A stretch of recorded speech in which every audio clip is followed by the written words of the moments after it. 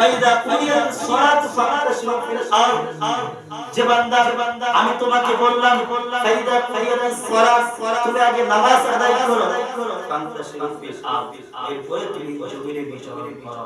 কিন্তু আমরা নামাজ বাদ দিয়ে সকালে হালদা নিয়ে কোনখান নিয়ে আমি জমিনে যাই, ঠিক কি না? আল্লাহর উল্টা হলো না, আল্লাহ থেকে আমি বেশি যাই। কেউ বলতে পারবে আল্লাহ থেকে আমি বেশি যাই? পারবেন ভাই? পারবেন না। তাহলে আল্লাহর যেটা হুকুম রয়েছে, আল্লাহ বলে তুমি আগে নামাজ পড়ো, তারপরে তুমি জমিনে যাও, সেটা না করে একটু চিন্তা করেন তো ভাই, ভাবে আল্লাহ থেকে আমরা কেউ বেশি জানি না। একটু ভাবে করে আমি প্রত্যেকটা আয়াত করে আগে ভাবি যে আমরা এখানে কি বলবো, আর আপনি আমি বাংলা। আল্লাহ বলল বান্দারে ফাইদা কুনিয়াতিস সালাত, তোমরা আগে সালাত আদায় করো। এখন তো অনেকে মনে করে যে অনেকে বলে প্রশ্নে থাকতে পারে যে আমরা সালাতের নামাজের পাই না, কিন্তু ফজরের সময় কিন্তু আর কিছু পাই না। ওই সময় কাজ আছে নাকি? ওই সময় কাজ নাই, ওই সময় যে রাতে দিয়ে ফজরের সন্ধ্যায় সে জানলাই পায় না। তো বলতেছিলাম আল্লাহ বললেন ওয়াকুম, তোমাকে দাঁড়ায় নামাজ পড়লে ধন্যবাদ হয়ে যাও। হাফিজু আলাস সালাওয়াত, সংরক্ষণ করো সালাতের যে নামাজের সময় রয়েছে। ইন্নাস সালাতা কানাত আলা মুমিনিনা কিতাবান মাওকুতা, যে আল্লাহ পাক রব্বুল আলামিন মুমিনদের জন্য নির্দিষ্ট সময়ে নামাজকে ফরজ করে দেওয়া হয়েছে। নির্ধারিত সময়ে আপনাকে নামাজ পড়া লাগবে। এইজন্য ভাইরা যা কিছু করেন না কেন, আল্লাহ তাআলার ইবাদত ইমামের পরে কিন্তু আপনার উপরে নামাজ করে দেওয়া হয়েছে।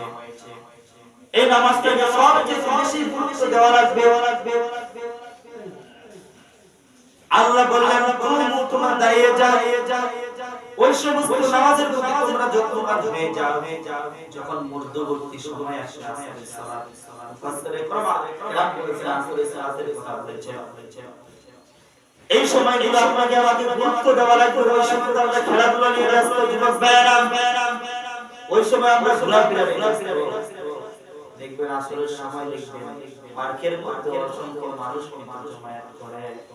ওই সময় মধ্যে যদি আযান হয়ে যায় আমরা একটু চিন্তা করি না এই পার্কে যাওয়ার মতো শক্তি আপনাকে আমাকে কে দিয়েছে? আল্লাহ কিন্তু তোমার শক্তিটাকে কেড়ে নিতে তুমি একটু চিন্তা করো। আল্লাহ কিন্তু সব ক্ষমতা দিয়েছেন।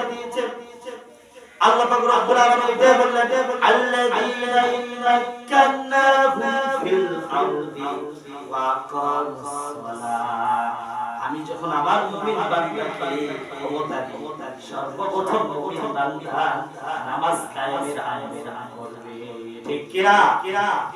কিন্তু আজকে যদি আপনি আমি ক্ষমতা পাই, ওই সমস্ত কিছু বাদ কিভাবে আপনি চলবেন, কিভাবে আপনাকে ভারী হবে, সেইগুলা নিয়ে ওই ক্ষমতা আপনার চিরদিন থাকবে না। এইজন্য আল্লাহ বললেন ওয়াকুম, তোমরা দাঁড়িয়ে যাও। আল্লাহ আরেকটা আয়াতের মধ্যে বলেন তোমরা নামাজে দাঁড়াবার আগে তোমরা সবর করো। কথা কি আমরা বুঝেন? বুঝা যাচ্ছে? আবার আলোচনা বুঝা যায়? এক জায়গায় বললেন খবরে তোমরা আল্লাহর সামনে দাঁড়িয়ে যাও, এরপর সবর ধারণ করো, এরপরে দাঁড়াও। সবর ধারণ না করলে কোনো জিনিস হয় না।